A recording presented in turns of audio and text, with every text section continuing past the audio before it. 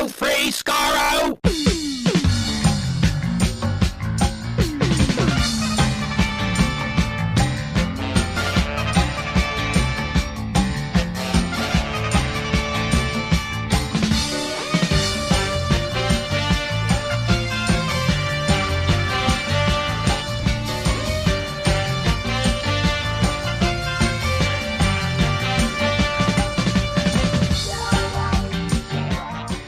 Hello, everyone. Welcome to Radio Free Skaro, episode number 875.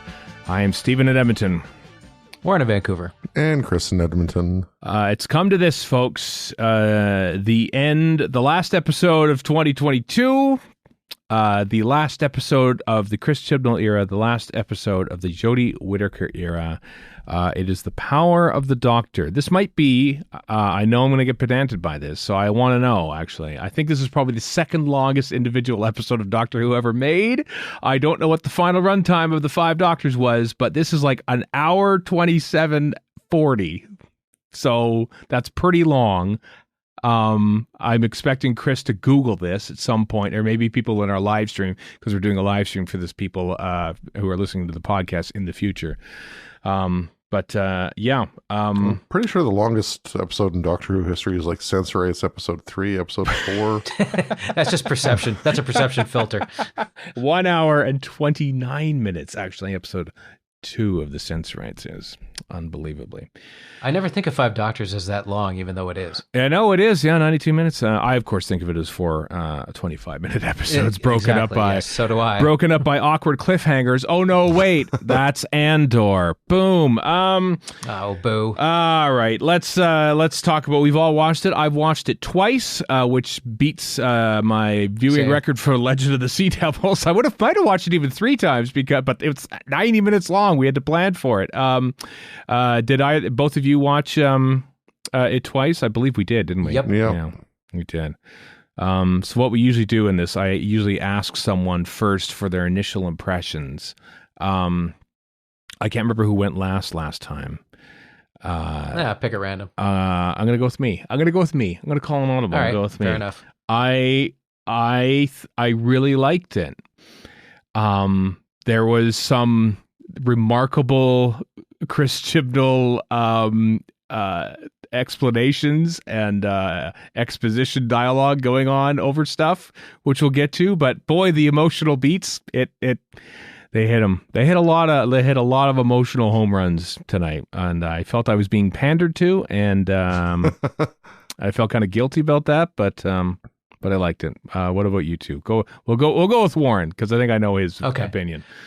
I also agree with you. I did enjoy watching it, especially the first time. The second time, I was a little more analytical and clear-eyed about it, and a little less weepy and I'm being pandered to and I love it. Right. So I still liked it. It's still enjoyable. It is a hot mess, but it is a gumbo that I enjoyed eating, even if it was a bit of a messy one. Right. The pandering. I was thinking about this. Yep. The pandering. The difference between this, and I hate to bring it up this early, but the difference between this and the End of Time, because they're both hot messes, and this shares some DNA with End of Time, but unlike the End of Time, it isn't so smug about it. Like, and a lot of the pandering is pandering to the fans, not to itself. Like, there's a lot of back patting in the End of Time, and this feels a lot less back patty and a lot less more, come on and like us, here's a thing to like us with. Here's some candy. Oh, you want some more candy? Here's some more candy. And I wasn't complaining, because every last drop of that candy was pretty delicious.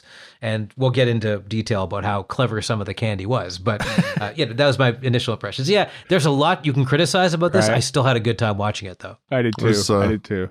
Very much that Journey's End vibe at the end of this one, isn't there? Yeah. That was, Erica, my spouse, and of course one of the hosts of Verity, said exactly that as a very Journey's, it almost redeemed Journey's End, actually. This is Journey's End done proper. I can't remember what the exact thing, that she said about that. But yeah, I kind of got that impression, especially with everyone around the console doing stuff, you know? Yeah. Yeah. But they seemed that was one that irked me. I'm like, oh, don't refer to Journey's End, please, I beg of you. It was adorable. Chris, you're overall impressions of the episode in question. Yeah, it was a lot of fun. Oh, good. It was a lot of fun. It was nice emotional roller coaster, and some Chibnallisms that I'm not going to miss when he's gone. Yeah, that's true. Yes. Like, what the frick is a Quirrux? Like, Like, A bit late in the game to bring that in, isn't it? It's this is that was one of the things that sort of I don't know. There were some confusing bits in there to get to the it was kind of like we watched the roadies set up the stage before and that before our favorites came on stage to play the greatest hits, and that's sort of like why you plugged that into the wrong thing. It's not the right amp. You just you wrecked it, and then okay. It seemed I know what you mean. There's the thing where the Doctor sees a thing that looks wondrous, and before we have a chance to wonder what it is, the Doctor has remembered what it is and is now telling us. And that's exactly what was happening but she's never seen one before. No, she's never seen one, but she knows exactly what it is. I mean, that's okay. That's not uncommon across, the annals of Whodom. I suppose, but there's no chance for us to wonder what it could be. We're told the answer right away. Basically, is kind of how it happens. It looked pretty. It did. Now I want to address this because there are this was sort of made. I think it was made last, but I'm not entirely sure because I think. Because the BBC came running along and says, hey, we'd love to have an episode for the 100th anniversary. And they said, fine, that's awesome. I guess we'll just put our finale, which we're going to air in April, and we're going to just move that to October, and we'll just cobble together an unused script and throw that out at Easter instead, and then we can just be fun and happy. And there are elements that I think were probably meant to happen in maybe the end of even Eve of the Daleks, perhaps, and that might have happened in the Sea Devils episode, but they basically extended it so that Dan, this is what I'm getting after, Dan is in the Sea Devils episode, but then he's literally gone 10 minutes into this. He departs. I didn't mind that. I didn't mind him departing early. Sorry, go ahead. I was going to say, I kind of felt that filming for this episode intruded on his personal life or something somehow. Well, I don't know. I feel like he was always meant to leave, and then we kind of need you back to do one more episode that has to go in between Eve of the Daleks and this, so you're not left yet, so can we do that and then you can leave? And I don't know, it kind of felt a little tacked on. I do agree. I kind of like having a companion departure at the beginning of an episode is new, and one that is like, I didn't die, I have a date to get to. I'm hoping it's Diane, but you never know. So that was you never find out either. So you never find out. No, it's different. It's different to do that. That's why I didn't mind it. That they kind of said, okay, Dan's story is done, so let's just finish it. I'm like, all right. I know he sort of got Ben and Paulied in a way. They just sort of showed up like the first two episodes of the. At least he shows up at the end, like Ben and Paulie do. At the end of the Faceless ones. I guess, but also like. You have Graham as a surrogate as well. Yeah. Older than middle-aged dude. Yeah. I don't know. I mean, I liked it. I just thought I was wondering what the production decision was, because this is what I always do. I wondered why this is happening the way it is. I was also, now I want to talk about this because I had heard a rumor that and maybe this is widespread, I don't know. And it's only a rumor, so I didn't want to spread it around myself. But now that the episode is done, I had sort of heard that I think the original plan potentially was that the Doctor might have been regenerating into, at the end, the timeless child. I don't know if that's confirmed or not, or if that was an actual thing that happened. Sounds complicated. Was the kid inside the pod the timeless child? That's what I'm starting to think. Because that's not what he said. That's my sort of impression of it. Yeah, that's what I thought. Like, it's sort of like, wait a second, is that the timeless child? And then she sort of gets covered up by this CG thing, and there's a dialogue saying, oh, it's just taking on the thing that we want to save and stuff, but really it's this CG light spaghetti or something like that. And I don't know. To me, it feels like it was sort of spaghetti monster. Yes. Yeah, it feels like it was slightly patched over, and maybe that was the original thing. And then when Russell T Davies came in, he said, no, we're not going to do that. We're going to regenerate to David Tennant instead. And so they made a reshot that. I don't know if that's true, but that's the impression I got. It does seem patched over, because why go to the trouble of having it being the timeless child in the first place? It seems overly complex in a throw everything at the wall episode to begin with. True, very true. I think I'm getting all my nitpicks out of the way, but there aren't that many. I don't know about you two. I feel like there's just positive stuff left, but bits and pieces here and there. Yeah, there's always nitpicks, but I feel bad that we're starting on a nitpick. Yeah. Me too, a little bit. I wanted to get out of the way because oftentimes I go, well, I liked it, but...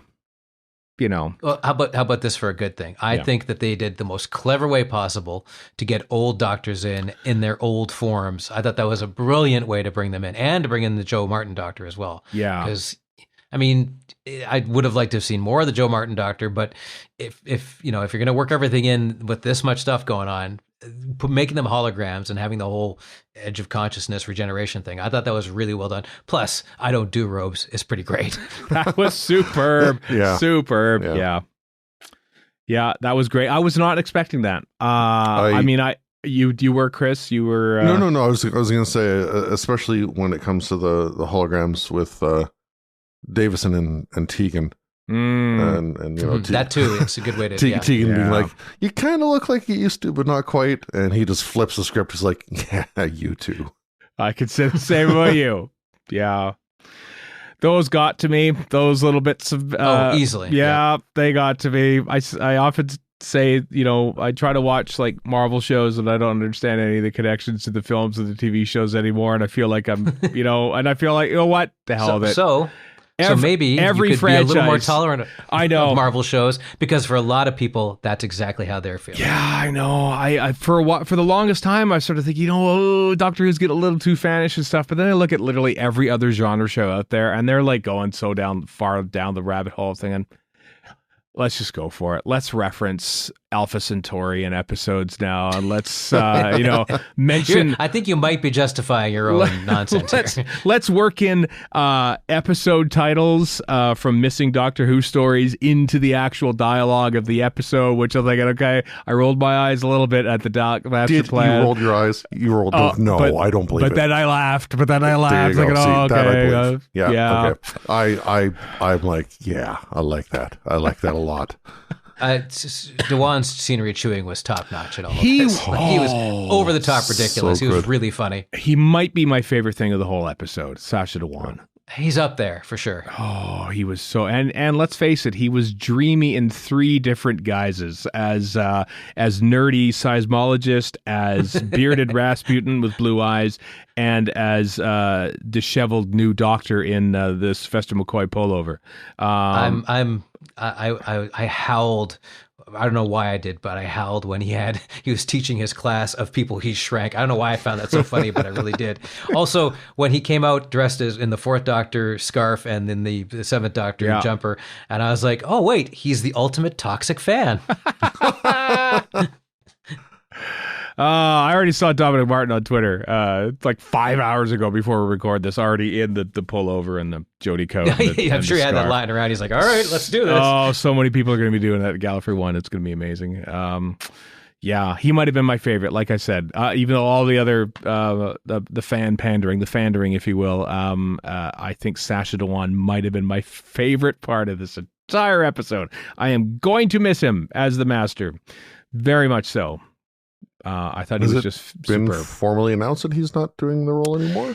No, but... Or is that just a thought? But usually that's how it works. It is usual how. Anthony Other than Ainley stretching over. That's 4 Doctors. Ainley, yeah, but that's the only one. It's like Tom Baker, Anthony Ainley is the only one who did the thing that he did, which is, he spanned multiple doctors. We always think, best doctor only stayed for 3 years. I think, well, literally every other doctor has only stayed for about 3 years, apart from Baker and Pertwee. So and Ainley was there because John Nathan Turner was there. Like, basically, the Master goes with whoever the showrunner is, essentially. Yeah. That's a good point, actually. Yeah, I never really thought about that. John Nathan Turner was there for quite a long time, wasn't he? And Ainley spans that whole thing. Yeah. So why would he change him, right? Mm-hmm. I can hire this guy. He's reliable, whatever. Yeah. What else? What else we like about this? Lots of stuff. Tegan and Ace are back. That was a thing. Yes. Before we move off the Master, how are we not talking about Boney M? I thought that was a little over the top, and mostly it was like, oh, my theater kid friends are going to love this. I hate it. I didn't hate it. I cringed a little bit. It was a bit cringy. Literally laughed my ass off.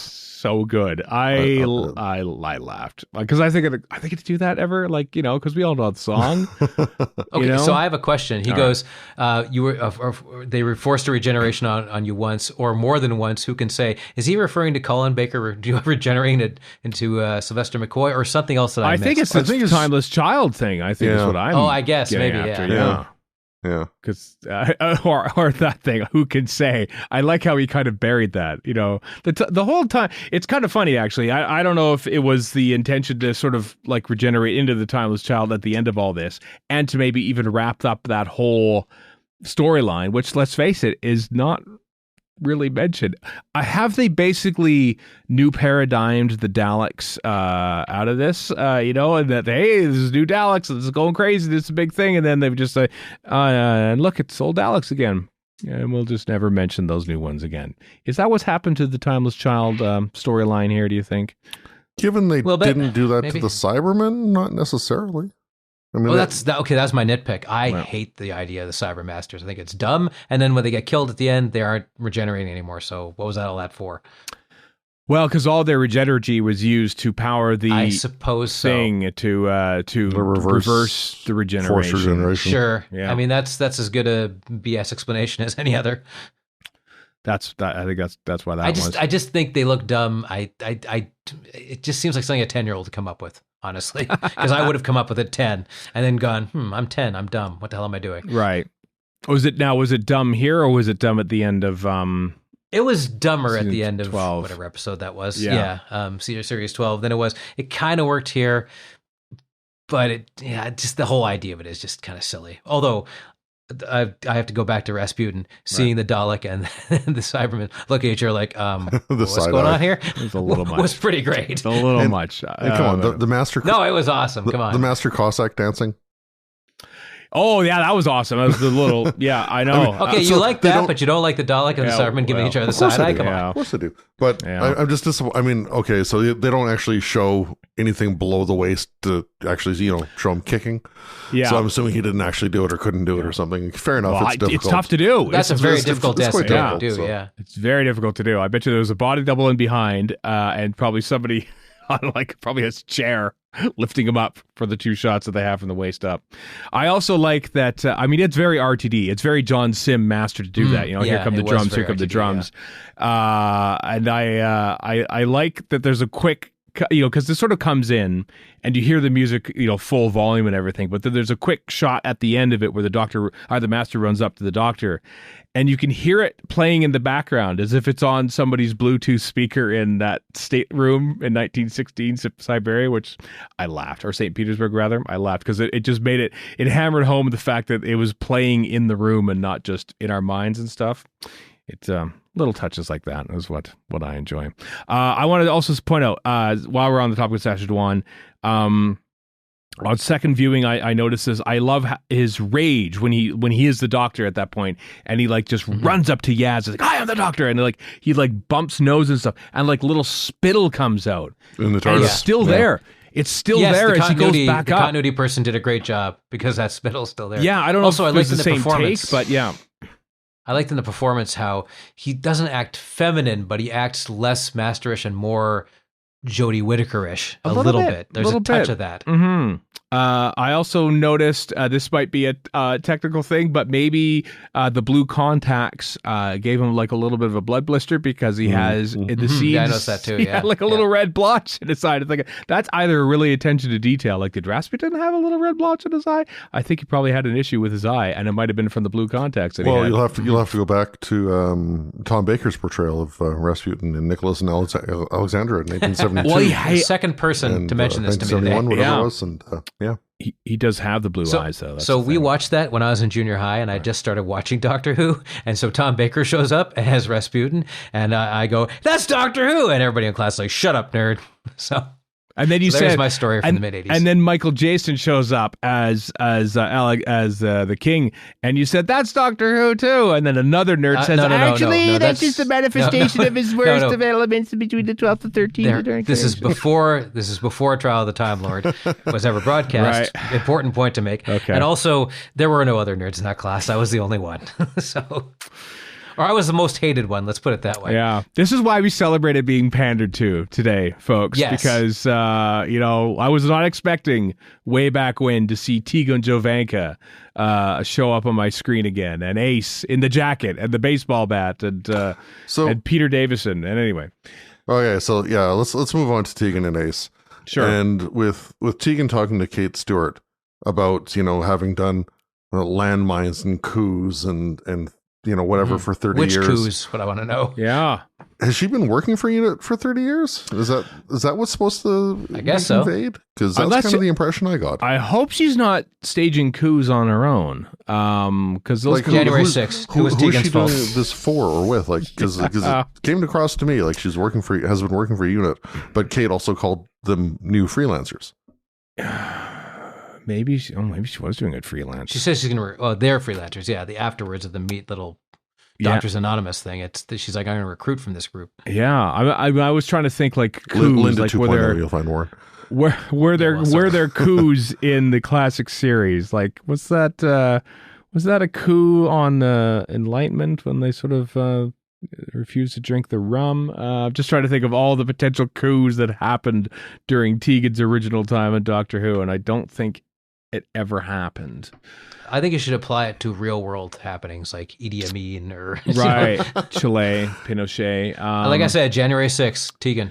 She's seen off 2 husbands too, which is a fascinating little aside there. Here's what I love: Tegan was saltier than ever. She was super salty. Where she goes, "Yes, I am going to see the TARDIS." I love her saltiness. Yeah, that's not the best entrance to the TARDIS. The best entrance is by far Ace in a parachute landing in the TARDIS. That was like I've said before. It never gets old when they run from outside inside the TARDIS, and having her land in the thing from a parachute was insane. They did that twice. Running in from the outside into the they did. Yeah, not just Ace going into the TARDIS with the parachute, but the camera angle switch. Yeah, going from in behind to upright. Yeah. It was well done. Yeah, Jamie Magnus Stone, very good director of Doctor Who. He really showed his chops in this one. It was a visually impressive episode, I thought. I agree, it was. Although I mentioned at the very top the CG fringing. Maybe I didn't. Maybe this is the live stream about how. So I want to point out the scene in the painting with the paintings at the art gallery was an actual location in Bristol. A listener emailed us to say, "Hey, here's the actual location. Here is the shot from the trailer where there's Ace standing in front of the blank wall, and with the picture on the side." And the listener said, "Here's what that picture was that she's actually would be looking at if it was there." And obviously, I don't think they actually put a little blue screen. I think they actually shot it as is, because as the camera swings around, if you're watching it again, have a look at the side of the museum attendant's face, because it sort of goes all blurred background in a Zoom call, kind of iffy on there. Thinking, they probably I thought they would have just popped up a blue screen or a green screen in there in front of there to block that out, but I guess they didn't. So I noticed that. I did like his defacing of those paintings. It was quite funny. In this, I was kind of hoping that, having seen whatever photo that was, or the painting rather, I was kind of hoping that his face would be in that, but I don't think it's as iconic as the Mona Lisa, say, or the girl with the pearl earring, or the other ones. Also, I thought it'd be the Gallifrey Stands painting, because I was concocting all sorts of stupid ideas in my head. Me too. Of course, didn't come to fruition. Surprise, surprise. Also, they didn't know it was the master in all those paintings? Would they not have known from him being it's been a while since I've watched Spyfall, but I mean... Well, he had a beard, so I mean, if Superman can fool everyone by wearing glasses, I mean, you put a beard on... I suppose so. On he's the master of disguise. I mean, that could be the master, but he doesn't have a beard, so probably not. That's got to be it. That's got to be it. That's foolproof. No further research. It's Banksy. That's what it was. It was just Banksy. Yeah. Yeah. So what do we talk about? Tegan and Ace. Tegan and Ace. Okay. So I want to throw out one of my nitpicks here for Ace. All right. Okay. So Ace has another baseball bat. Nothing wrong with that. But how is that one enhanced like the one in Remembrance? Is it though? Well, she's in UNIT. It seems to be. I'm sure you could technically do some whiz-bangery to it. When she's bashing the Daleks, sure looks like it's enhanced like the one in Remembrance. Well, she also has Nitro 999 now as opposed to Nitro 9. Well, she enhanced it herself. She made Nitro 9 in the first place, so her enhancing Nitro 9, that's fine. Maybe have she no problem with lived that. 30 more years. She's probably learned a few more tricks in that time. The original bat was enhanced by the Hand of Omega. It was, so I don't know. Yeah, but how much crap is in the Black Archive? She could have just, if she's a unit freelancer, she probably could have gone down there and then forgotten about it. She only just started it. Well, it was stowed. It was stowed at unit. Yeah. Okay. And maybe she was in Black Archive before or something and had her memory wiped. Okay, fine. Yeah. Also, like most of this story, it's more fun if you don't think too hard about it. Yeah, a lot of it happened fast. That is the one thing that I can't. Once again for a Chibnall episode, it didn't at 88 minutes. It didn't breathe. It never breathed. And it felt not until the end anyway. Yeah, a little bit. Finally, at the end, did it breathe? And one thing I've noticed, I like Segan Akinolla's music, who we heard for the last time tonight because he also departed Doctor Who. But this is one thing that I noticed when watching. I was in the room for an episode of Star Trek: Strange New Worlds, and then you watch like shows like Star Wars and other things like that. And I'm noticing that the Star Trek shows, all of them, Discovery, Picard, everyone, there's always music underscoring almost everything, like every scene, because it just keeps trying to like create this momentum and pushes the thing along. Sometimes when it doesn't necessarily mean to, like, well, let's stay here a little bit. Why are you rushing us? Why are you playing us off there, music? We're playing us off in the next scene. Whereas like shows like Star Wars, the Star Wars shows like have the sort of like confidence to sort of this is where we are. We're having a dialogue scene and nothing's rushing us off stage. And I found like I was watching it, especially the second time around, thinking almost every second of this episode there is incidental music going on underneath, and it's just like it feels like I'm being pushed along a little too much, it didn't bother me at all. I still don't tend to notice the music, but one scene where I did notice it that you're talking about was the seismology lecture scene when the Doctor and Yaz walk into the lecture hall, and the music struck me there because it kept playing, and I don't think that's something that would normally be the case. Yeah, like sometimes if you're always playing music, then you just never know the music. But sometimes if it's stark and there's nothing, and then the music comes in, then you realize something big is about to happen. I'm reminded of like Peter Capaldi's big speech in the Zygon inversion. That's mostly music free until the very end of that. And then you can tell. But these are two radically different episodes. Very much so. This is all about big things happening over and over and over again. And this is the difference, I think, between Chibnall's Doctor Who and others' Doctor Who, is that there always seems to have to be something going, and we don't really have time to sort of sit down and sort of like have a character on character interaction and such like that. So it's the moments that we see, Peter, the Fifth Doctor and Tegan there, and Ace and the Seventh Doctor have it out. But of course, we as nerds and fans have that backstory already, apart from the Ace and Seventh Doctor things. Was that explained in Big Finish or something, or in novels about how they sort of fell out? I don't know. I've only watched the television show dozens of times. So if that was new to me, which I liked watching that going, oh, I don't know this about the relationship. This is most interesting. I wonder what happened. So, we had that already. We had that backstory, so we didn't need to, sort of be pushed along for, but no, that's something I noticed. Don't recall. Back in the day, I would have read at least that far, probably further into the New Adventures, and I honestly don't remember. That's something I might leave to the folks in the live stream chat, if they happen to know / remember. They are smart. We are not smart.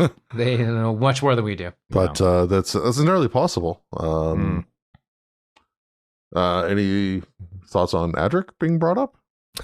That was a nice touch, I thought. I thought it really worked. And that's down to Janet Fielding and her acting, and not spitting on the floor and going, I hated that kid. which is how I would have written it. Right. Which is why I'm not writing for Doctor Who. Or anything else for that matter. Yeah.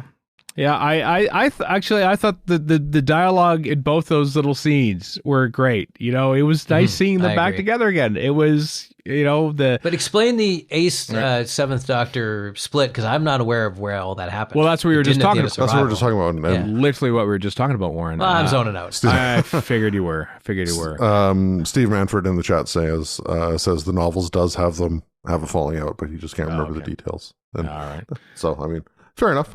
That's 30 years ago. It is 30 years. Near enough. I know, and it's in my defense, the live chat is mesmerizing. I know, people, you're mesmerizing me. Also, speaking of 30 years ago, it took me a while for this not to feel weird and wrong, but it did initially when Ace and Graham have a little bit of a flirt between them. I'm going, why is Graham flirting with Ace?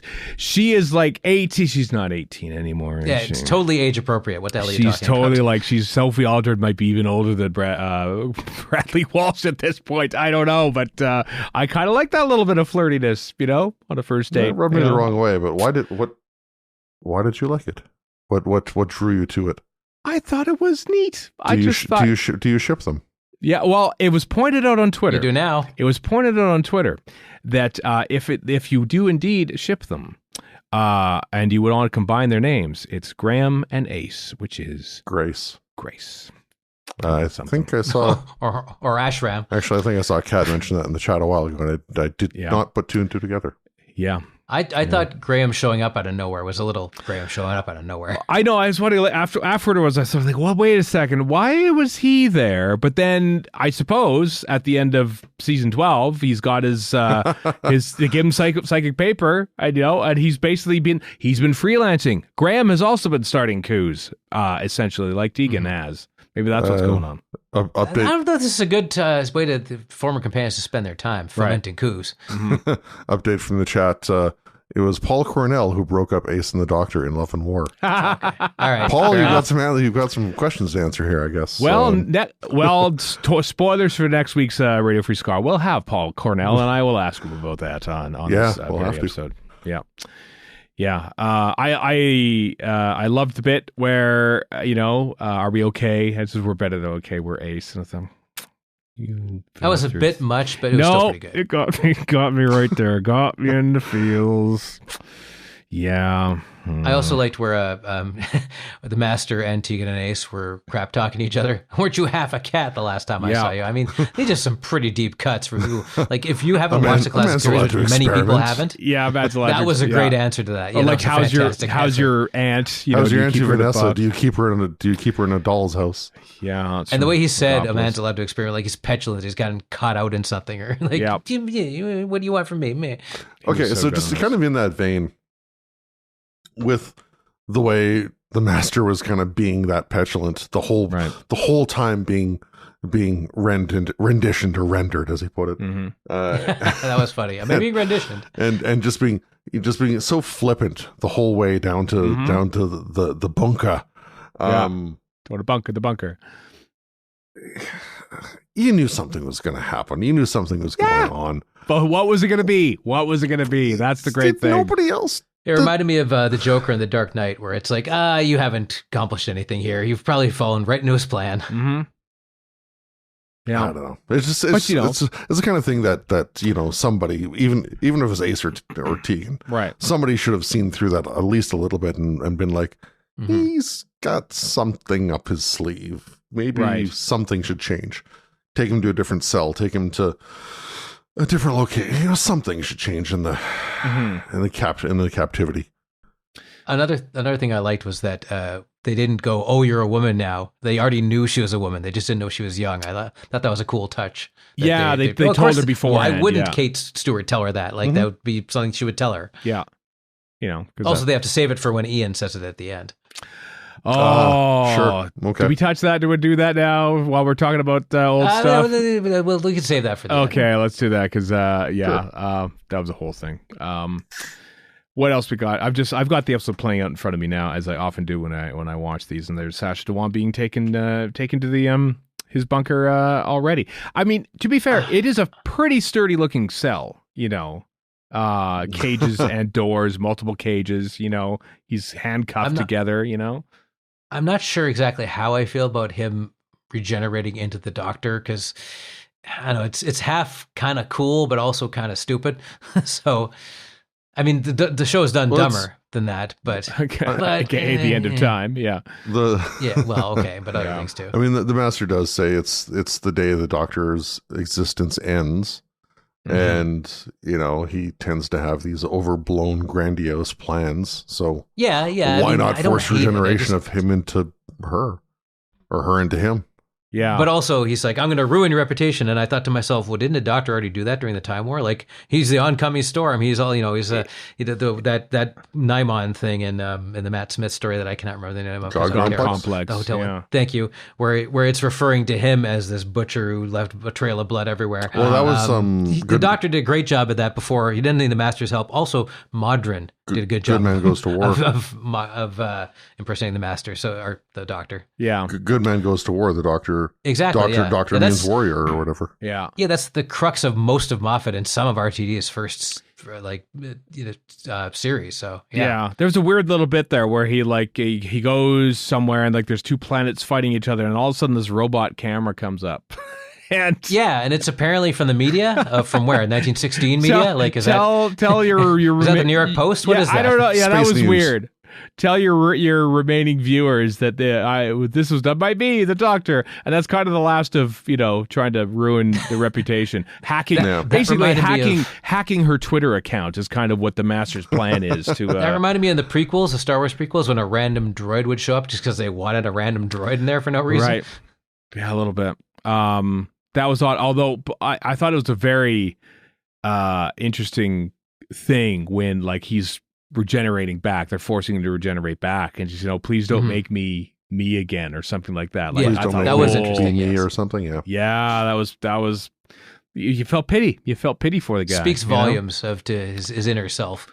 Yeah, their inner self. Yeah, because he's not always been a he. He becomes the Doctor, and he utterly fails at it because he still just wants to just ruin the Doctor's experiments. He just wants to basically kick, knock over their sandcastle. When is he the new Valeyard? Is that what he is now? Valeyard? Because maybe I'll pronounce it how I like.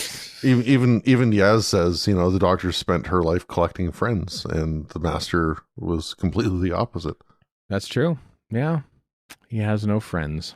Poor guy. Wah, wah. He's being a jerk, so surprise, surprise. Yeah. Other than proximity to the rest of the production, what was Jacob Anderson's character, Vox Vin Flonder? I don't understand what. I mean, he was fun to watch, but there was no real point to that. He shot the Master. Well, he shot that. We know what he did when he was there, but why was he there? He was tracking the Quarnux, which is Quarnux. There's an N in there. I read the captioning. Quarnux. 6 letters long, but. Quarunx. Something Qurunx. NX. It's the shelf name for a brand of also, according to the captions, the TARDIS thrums and doesn't vorp, which I disagree with. I do disagree with that. So was he tracking that? Because I feel like he was we're tracking it, and there it is, I guess. So and going through the wormhole to do so for whatever reason. Right. And escaping through the wormhole. And the Doctor even says, make sure you take off from the planet before the wormhole disappears. He goes through the wormhole, and boom, the wormhole's gone. Is that perfect timing, or did the wormhole close because he went through it? Because he went through. Yeah, I don't know. It seemed a little weird and convenient. It was fun to see him again. I like him and all. But a lot of this was weird and convenient. It's just a question of how much you're willing to tolerate. Really. That's true. That is very true. Yeah, there's no time scoop. I could understand if there's a black triangle. If they referenced a bit of fan wank from the 70s, then it'd be okay. It was a subpar video effect picking him up and dropping him there. So, okay, now I believe. Where's the 5 Doctors pyramid? That's what I want. Yeah, exactly. The proper black one from the actual original 5 Doctors. None of this new effect crap. New effect. There you go, Warren. Sarah in the chat. Cameo from GLaDOS as the I saw that, camera. Yes. Yeah. Oh yeah, from the Portal 2 games. The Portal games, yes. Yeah. Well, I didn't know. I didn't expect you were aware of those, Stephen. Sorry. Well, I know this because they were in Lego Dimensions. Yes, of course you do. That would make sense. Another thing is when she's in Vinder's ship fixing it, there's a ton of ADR. I'm not sure why. Maybe it was just a really bad place to record audio. Oh, the ADR. That's it. See, this also happened when the doctor was explaining what the Corunks it was too, and I thought, is this something's being patched over here? Some Band-Aids. Now, to be fair, this is a standard editing procedure. It's not a bad thing. Like, that's just how TV is made. But it also could be that they're covering some other stuff up that didn't work. Yeah. So who knows? That's true. You chop stuff out. I mean, let's face it. I'm really glad this is 90 minutes because the last episode of Flux, this felt like about the same amount of stuff in it, and they had to chop it down to 58 minutes so that the Strictly results could come afterwards. And I thought, my God, if they chopped 20 more minutes out of this to get to time, that would have been utter chaos. And so I'm glad. It would be an unwatchable mess. Yeah. As opposed to just a fun, watchable mess. Very, very fun, watchable mess. I mess is one letter difference, eh? Yeah. Yeah. Yeah. Mess is a little strong. I don't think this Hey, there's nothing wrong with it. I refer to the Marie Kondo gif, I love mess. I suppose. I didn't think it was a mess though, but it was satisfying. A hodgepodge? A hurly-burly? It was always on the go. It was always on the go. Or always on the run, if you want to be Lenny Kravitz. Which was okay. Another thing that I sort of want to think was kind of like backdated a little bit was when they sort of decided to insert the Sea Devils episode in, is that one thing you don't really see in this episode at all is the romantic leanings of the Doctor and Yaz. I had also noticed that. Not even at the end where she said, I love being with you. The lack thereof.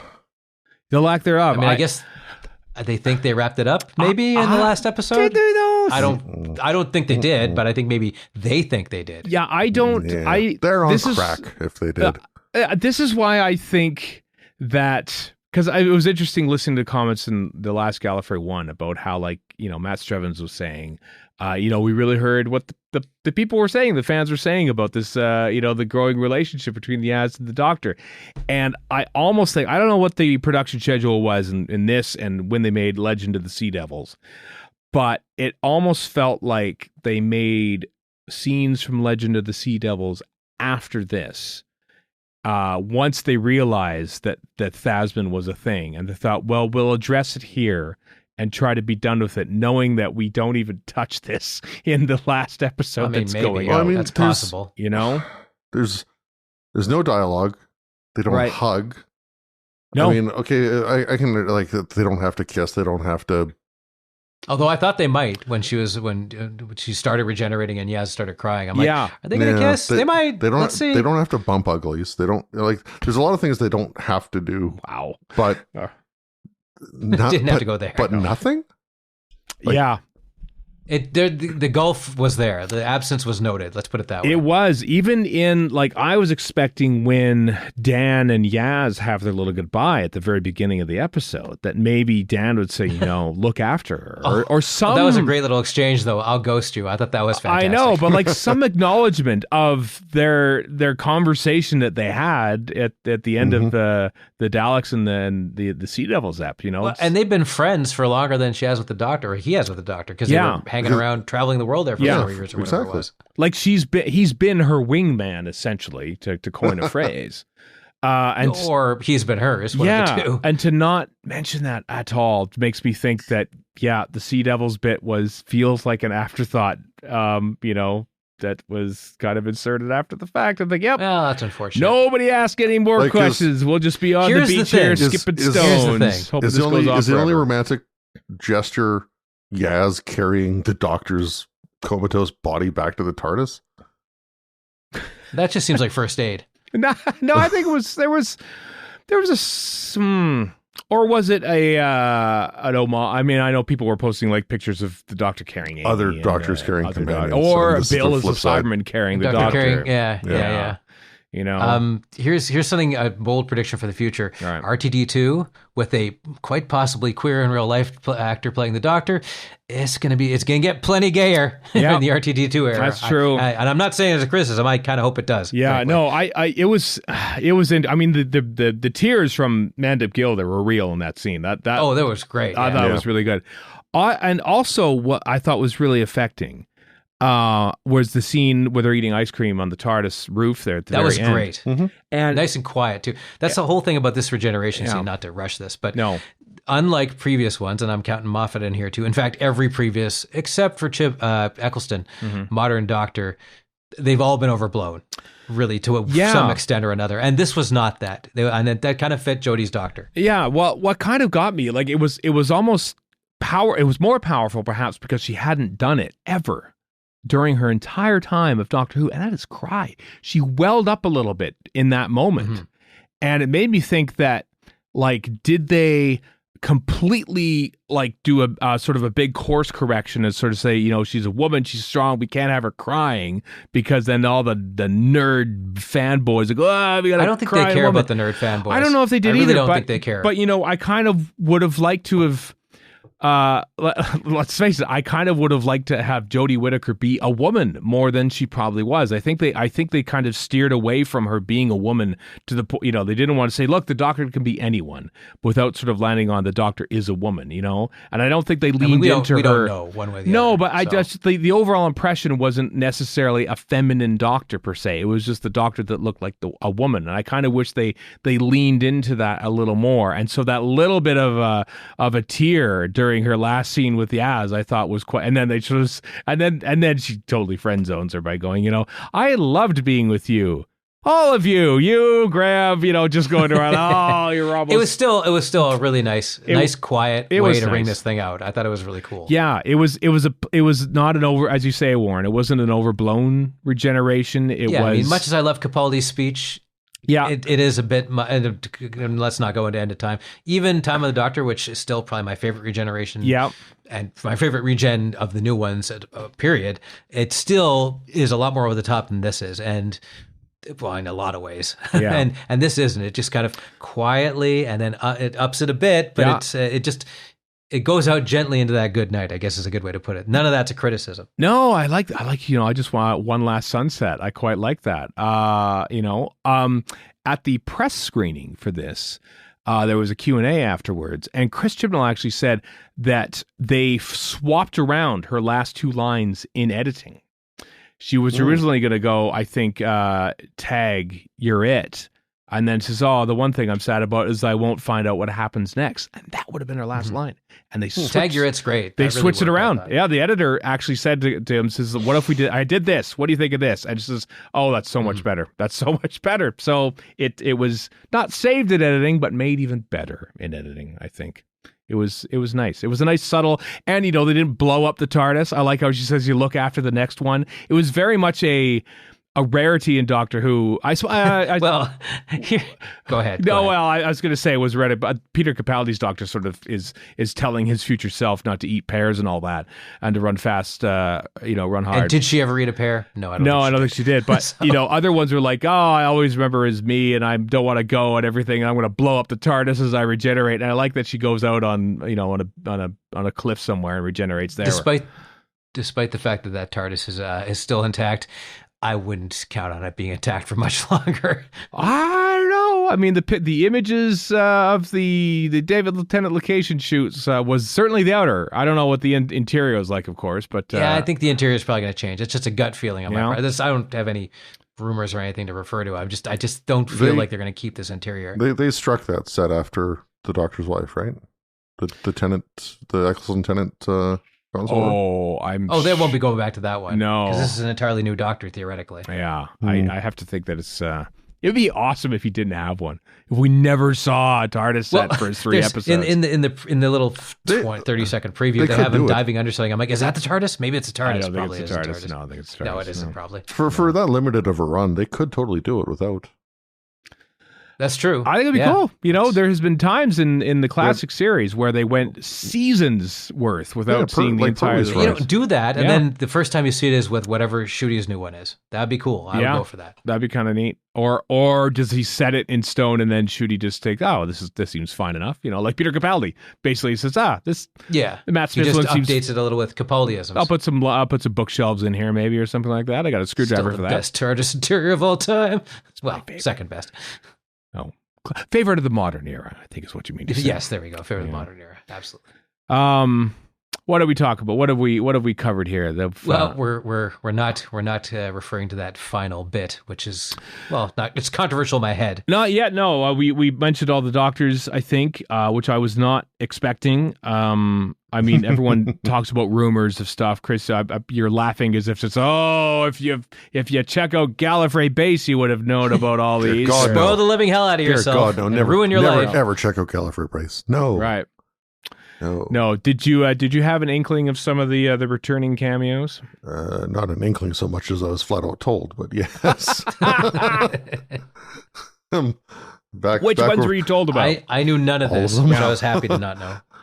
Literally all of them. Really? So you weren't. Oh, all of them. That's disappointing. Literally all of them.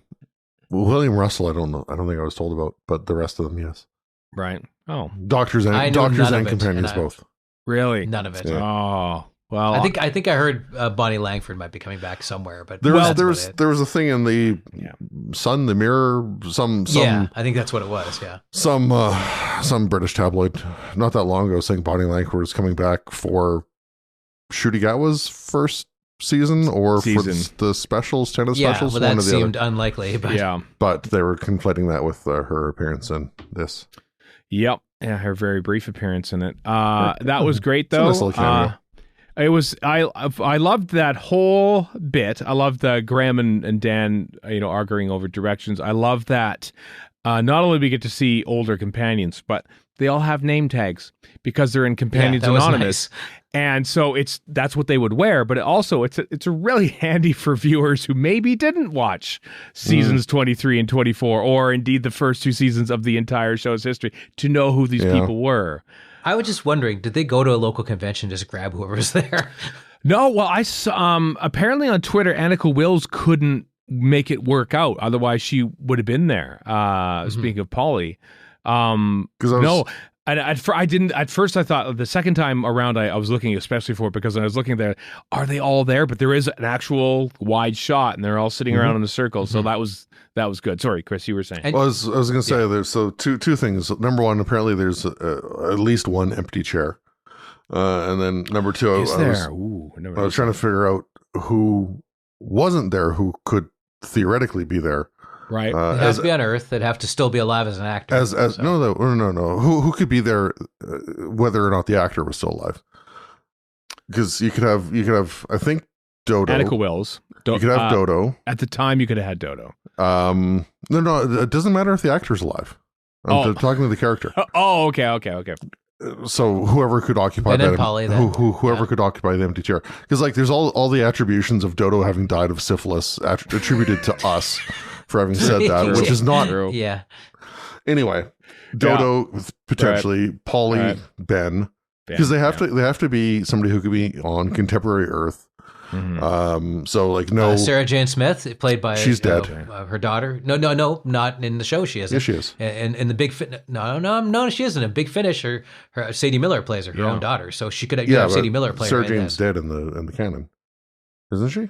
I don't think she is. I don't think they've ever mentioned the Brigadier is dead. They mentioned Brigadier is dead. Yes. So I don't think Sarah Jane Smith is. No, I don't think Brigadier's dead. Zoe's in the future. Jamie's in the past, kind of thing. Yeah. So none of them. No Vicky. No whatever. So you could have Dodo. You could have Ben. You could have Polly. So no right. Steven. Barbara. You could have Barbara. You could have Barbara. You could have Liz. You could. You have Where Joe. was Susan? Where was Carol Ann Ford? Well, she's off in the future. Susan once again. She's in the future. Without Wi-Fi. Fine, all right. Yeah, so you can't have her. We're literally going through all these. You could have Harry, because he's around. He's around somewhere. Yeah, curing AIDS apparently, or HIV. Doing something hush and important down, but I just want to know where this Sarah is canonically dead thing came from. Yeah. Other than the fact they never mentioned her, probably out of respect for Elizabeth Sladen. I think that's exactly. But I'm pretty sure I don't think the character has ever been said to be dead. No, I don't think so, Chris. They just don't say anything about her. No, that's Chris's own morbid fantasy, wanting to wish characters dead when their actors pass on. Well, that's great. Yeah. And she's in Big Finish, so canonically, there you go. Although that could be set in the past. I never noticed the empty chair. On the TARDIS wiki, it said she's dead within the canon. Oh, well, the TARDIS wiki. Well, then, never mind.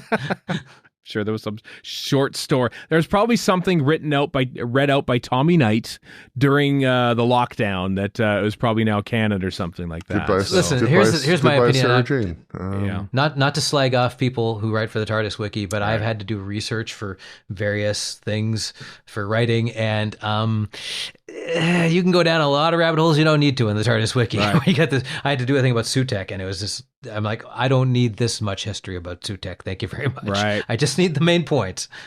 Yeah. It was great though. Nevertheless, there's any number of people that could have potentially. I know, but the ones that they did were great. And oh my God, seeing William Russell there, my heavens! And it's just, did you say her?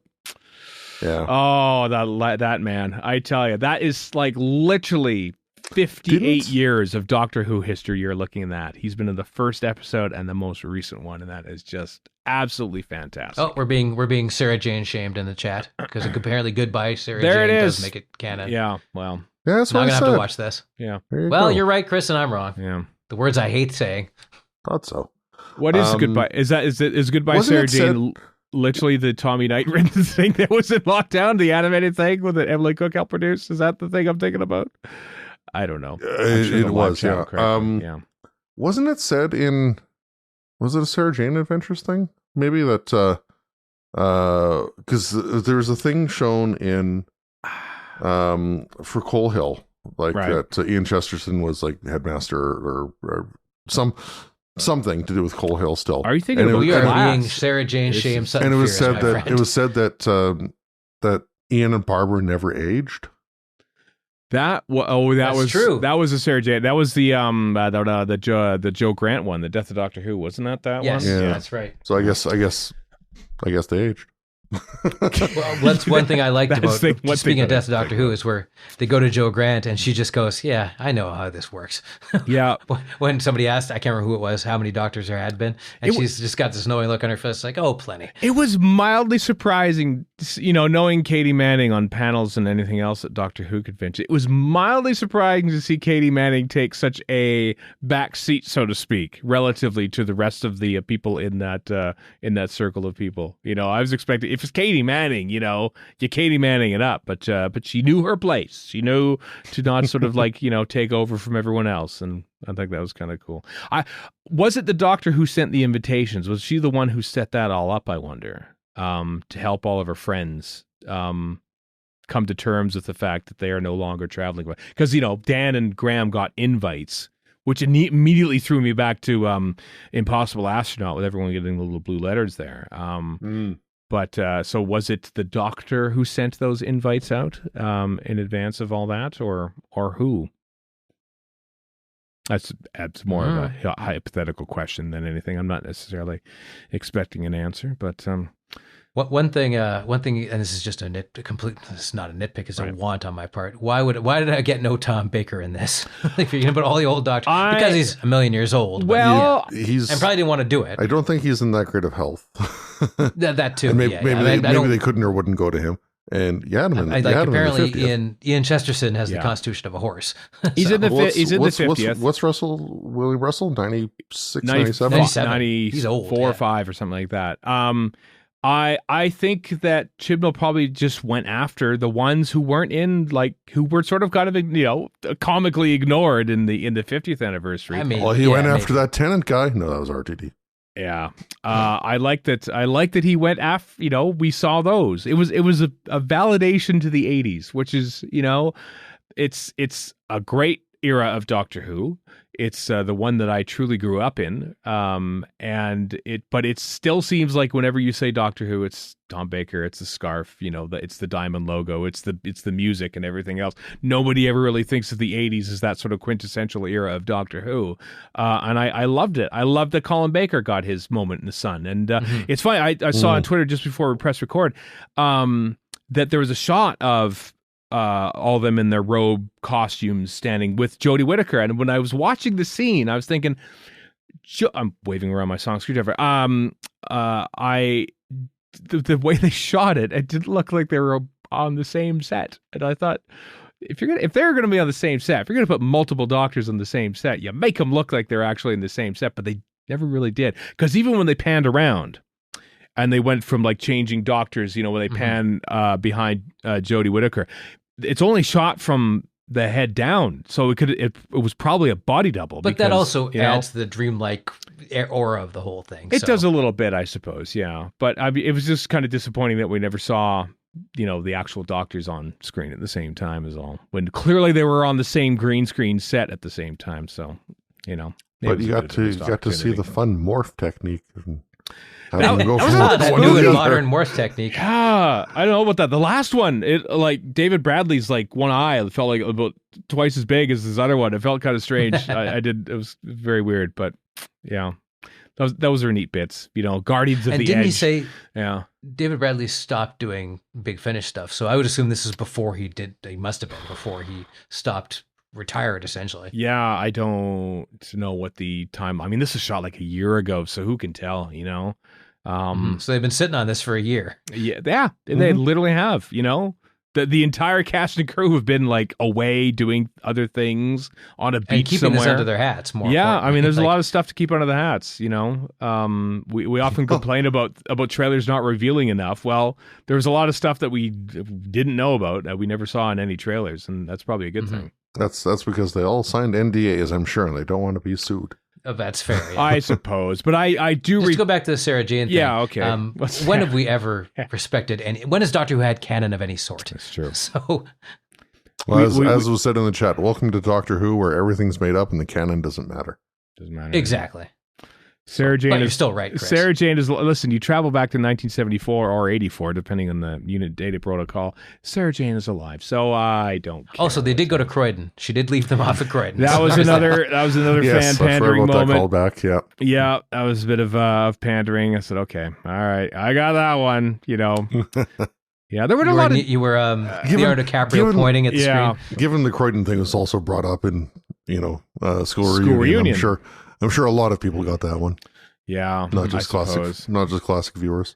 No, I don't. It is aimed at classic viewers. I don't think there were that many deep cut references. Let's put it. Or maybe I've just watched Doctor Who too much. Half a Cat's pretty deep cut, and so is How's Your Auntie Vanessa. That's also pretty deep cut. Yeah. Anything classic is by definition a deep cut. That's true. Yeah. the Doctor's Master's Dalek Plan or whatever the hell it was, like that is totally a deep cut. That's probably a deep cut, I suppose. Kat was showing me an image somebody photoshopped of when Whittaker's Doctor was in the wastelands by the edge, whatever.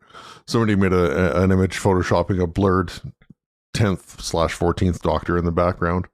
I wish somebody had done that with the Watcher.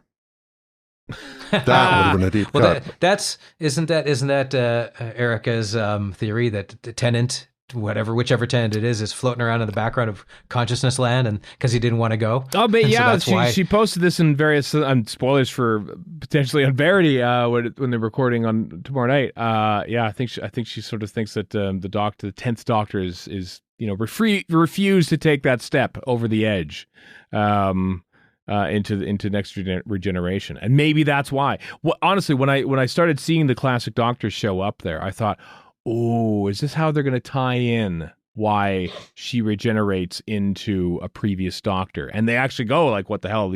I know these teeth. I mean, that would make sense. Yeah.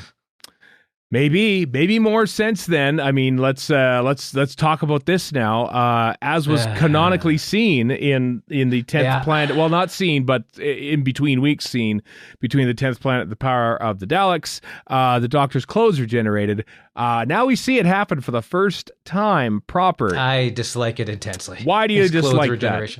Because the clothes regenerating is silly. But the canon, Warren, there isn't any. I don't care. It's just dumb. In fact, I'm going to go off on a rant here. I don't know why this bugs me so much, but regenerating back into Tennant for now the third time, it just gets on my nerves. I have nothing against Tennant. Right. I want to see these 3 specials. I just wish they'd found another way to do this. Like have her regenerate into Shooty, and then we pan off to the side and there's Tennant and Tate going, what, or whatever. Just have a way that's not a whole new Doctor. I couldn't tell you why this bugs me so much, but it does. It does bug you a lot. My pretend is not correct. How awful? I need to correct pretend. How awful would it be if Jodie regenerated into Shooty Gatwa, the first Black Doctor, and this is not so fast. This older white male Doctor wants to come in and be Doctor instead. That would be equally bad. I agree.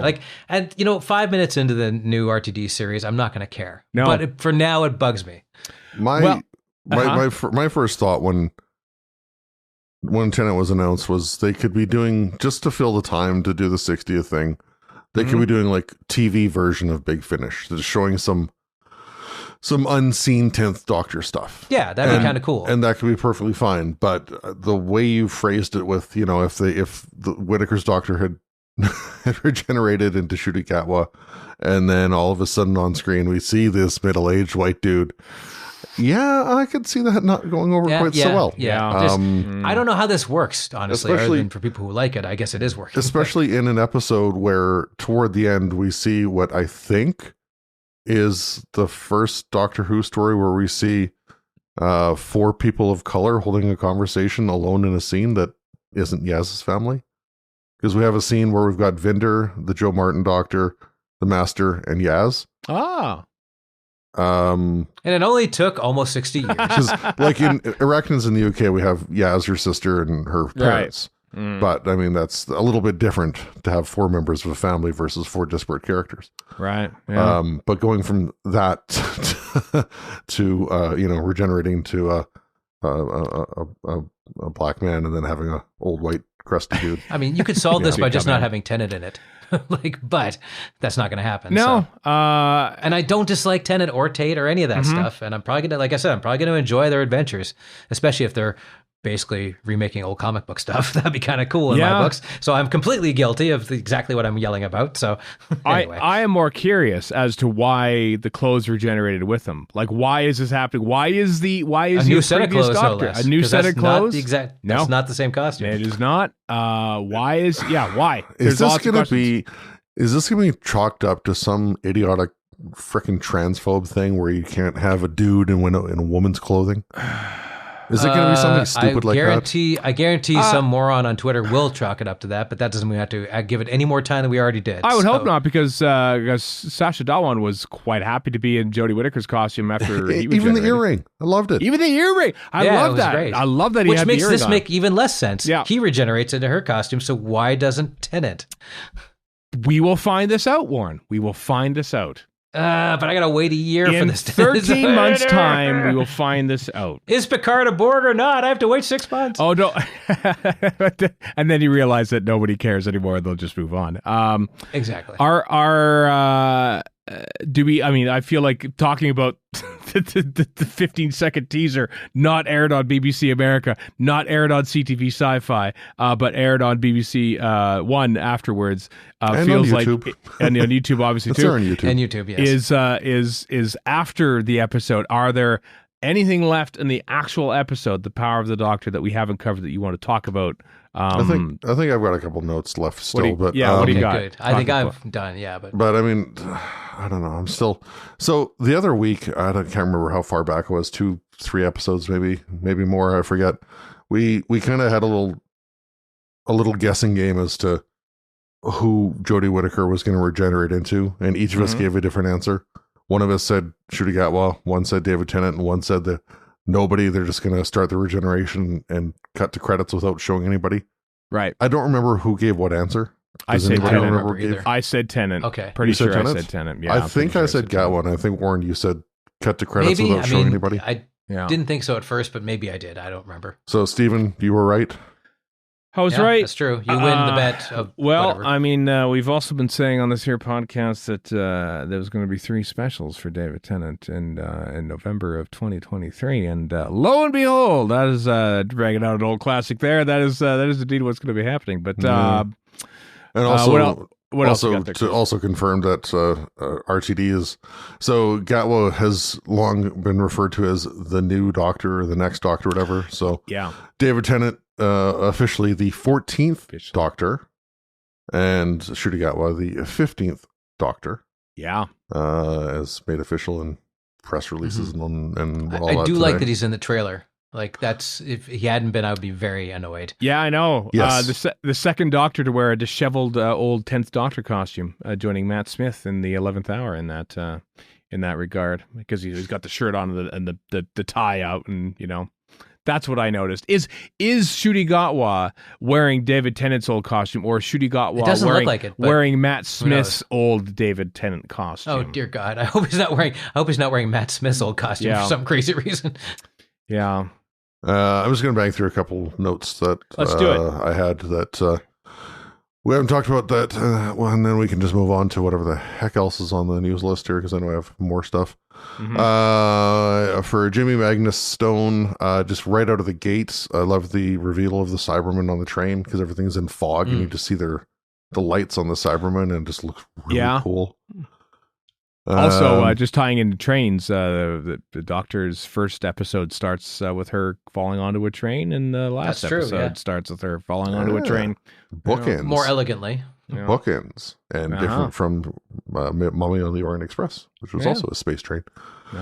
We have Ace is back, and we have a metal ladder, because we have metal ladder in Dragonfire. And in Curse of Fenric. And in Curse of Fenric as well. Yeah. But not her. Ace's first story being Dragonfire. Right. Clearly a reference. Mark it down. Yep. Sure. Totally. Yep. Somebody in the chat has mentioned, and I laughed about this, about the Not My Doctor. Yes, Sarah, we did see it. We did notice the Not My Doctor line. Yeah, when Yaz is talking about, Not My Doctor. Yeah. Which, blah, blah, blah, blah. I love Dan's glee doing the train announcement. That was great. He's actually quite good at it too. Yeah, it's almost like that was some sort of like childhood dream fulfilled. Mm-hmm. He had a good delivery. I was like, I don't want to hear him on a plane or a train giving me that announcement. Yeah. Couple of lines from the Master that I loved. One was, "I can absolutely categorically pinky promisey confirm this is no empty threat." Yeah, that was good. Mm-hmm. And then lovely callback to the TV movie. "I love the garb. Got to dress for the occasion." Yes, that was also nice. Reference acknowledged. Another deep cut. Mm-hmm. That I think the TV movie definitely counts as a deep cut. Yeah. And then as far as the Master with the hodgepodge outfit, so we have the 13th Doctor's coat, 7th Doctor's jumper, 5th Doctor's celery, 4th Doctor's scarf, 2nd Doctor's recorder. What else was in there? Was it an older Doctor's trousers? I think you got trousers? it there. I saw the trousers, and I honestly... What about the tie? The tie looked like a brown tie. Tie was a Tennant. Tie was a Tennant diamonds. thing. Was it literally looking at it right now, and I want to say that honestly the pants, as I'm literally looking at her, she's just changed back. I don't know if we see her what she's wearing as trousers. I thought that the trousers and the pants actually kind of looked like what's his name? Sacha Dhawan's, oddly enough, when he was the Master in that episode, the Spyfall episodes, or the Timeless Children. So the check trousers with the sort of rolled up cuffs a little bit. That's what I thought. But people are saying he's wearing the new Tennant tie and shirt. The new Tennant tie and shirt. So that says to me that the new Tennant Doctor is actually Regenergy of the Master. So we're going to find out. Then we're going to find out everything's going to get degenerated back into Ncuti. So I'm just completely overcomplicating this. It's not going to happen at all. No, I'm looking at the picture, and that is not the tie that David Tennant is wearing at the end of the episode. Gotcha. So that is balderdash. So my theory was nonsense to begin with, and it's even more nonsensical now. Yeah, gotcha. Utter balderdash. I tried doing some Google image searches, but I couldn't match the tie to anything I could find. No. And then you didn't say enhance, Chris. Come on. No, I didn't. And then the last thing I had, and I don't know if this is meant to show empathy or what, but early on in the story, we have Yaz getting mad at the Doctor for not stopping to explain what's going on. And then when Vinder's on the TARDIS, she does the exact same thing and refuses to stop and explain to him what's going on when she's trying to, fly the ship. Mm-hmm. So, yeah, I think we liked it. I think we liked this, didn't we? Yeah, overall, I enjoyed it. Like I said, it's a hot mess, but I still like that hot mess. Yeah. It had what I was thinking, like the worst of Chibnall, but the best of Doctor Who. I thought, and it's a good way of putting it. You put that together, and you have a pretty fine Doctor Who episode with some nitpicks and grumbles, but nothing that I think affects the overall picture negatively. I think Also, just to be fair to the people who didn't like this, I have to give a shout out to friend of the show, Kim Rogers, who put out a GIF saying happy last Chibnall Day to everyone, to all who celebrate, and a picture of people popping champagne corks, which I thought was quite funny. Mm-hmm. I don't have to agree to think it's funny. No, that's very true. If nothing else, as far as 2022 goes, to borrow a line from Meatloaf, 2 out of 3 ain't bad.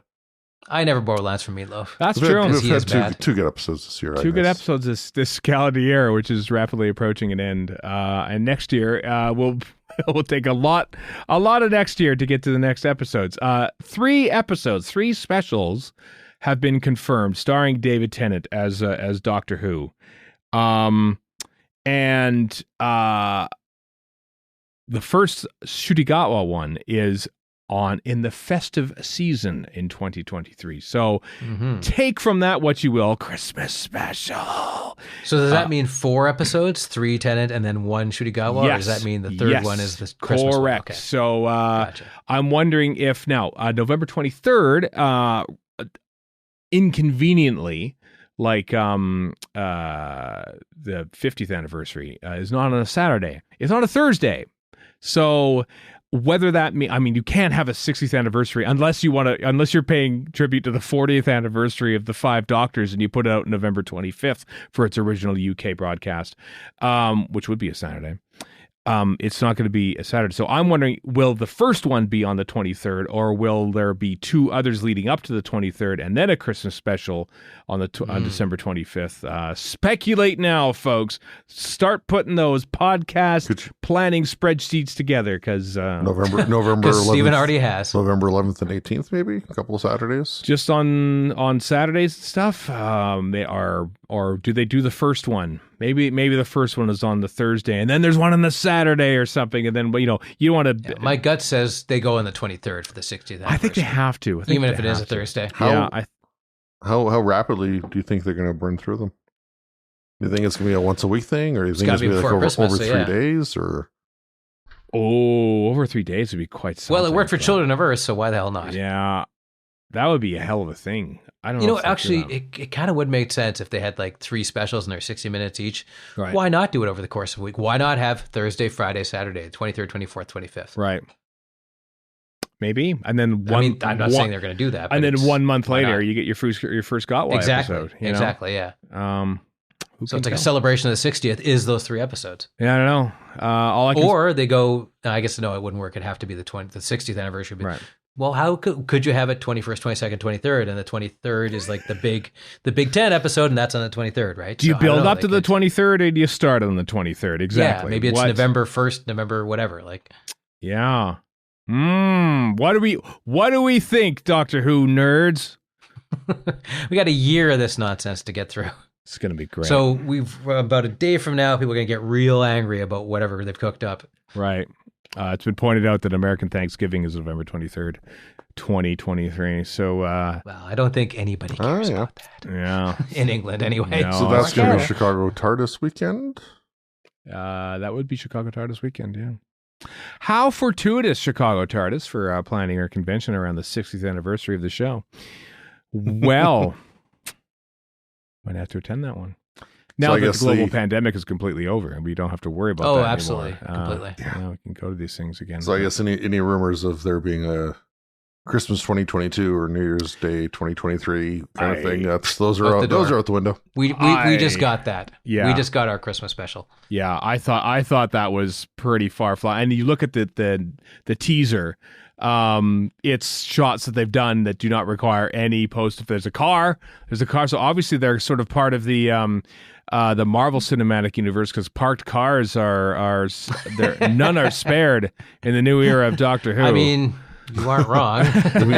or covered up like in Talons of Wing Chang. Yeah, I know. But if you watch a Marvel movie and like literally every parked car gets destroyed. Don't park your cars in New York. Not just Marvel. I'm pretty sure like any you playing superhero GTA films 5 like that. right now. Yeah, I am. That's definitely me playing GTA 5. Yeah. My parents watched me play GTA 5, and they were just agog at all the bad driving. I'm like, this isn't even the bad part of this game. We haven't even gotten to that part yet. Yeah. So there we go. An era that we'll do some retrospectives, I think, of the Chibnall era once everything's sort of settled and stuff in the weeks to come here. But it ended on a high. I thought it started on a high, had some pretty middling bits throughout the whole course of it, and then COVID and lack of consistency of actually producing the episodes. But I thought it ended well. In a way, the fact that Sea Devils was not so great was almost a favor to this, because I walked in going, I expect nothing. I don't expect this to. In fact, I was just kind of feeling let down up until today, and then I watched it. I'm like, oh no, I actually really enjoyed this. How much of that is due to having walked in with no expectations whatsoever? Right. Yeah. Chris, final thoughts on the episode? Any at all? You don't have to. No obligation. Chris has given a thumbs up. For those of you who are listening on the podcast, he did this. So yes, he did that. He certainly did that. So you can. It was fun. I enjoyed it. Yeah. I think you said what I hope a lot of people felt. Chibnall era went out on, I mean, as much of a high note as I think we could have ever expected. Even Levine liked it. We have to point that out. Ian Levine even liked it. Levine liked it. And that is impressive. I don't think he's liked anything since Prisoner of the Jadoon. And that was probably just by mistake. So who knows? Who knows? Didn't he have to admit after railing on Not My Doctoring like crazy about a female doctor that he actually really liked Jodie Whittaker's doctor? I think he did sort of come around a little bit, but he was counting down the days of the demise of Chris Chibnall. But then today he said on Facebook apparently that he just loved that episode. So there you go. Our Twitter poll. This is our only stat. We're not playing the theme song. I don't know I have no idea what the overnights are going to be. We're going to have stats next week, though. We are going to have stats next week. Oh, no. Our Twitter poll, which is open for 7 days, by the way. Check out our Twitter page. We usually post a Twitter poll that says, for those who watched the show, what did you think? And we give, if you loved it, liked it, it was okay, it wasn't for me. We'll go from the bottom. 7.4% said it wasn't for me. 8.5% said it was okay. 21.9% at the time of recording said they liked it. 62.1% of y'all loved it, this episode of Doctor Who. So that's a pretty good average. Pretty good average there. Yeah. I count that as about 84% people were in favor of that episode. So, which is pretty much in keeping with the AI pretty much for Doctor Who these days.